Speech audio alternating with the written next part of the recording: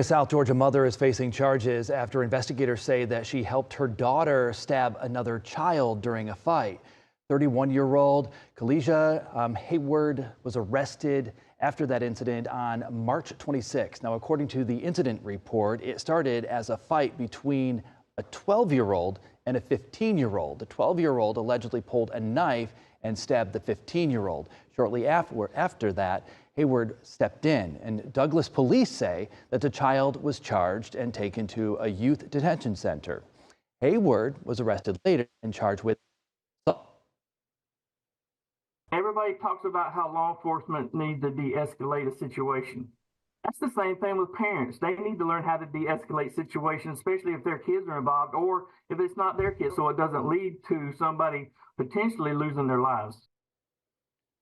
So far, police have yet to say what started the fight.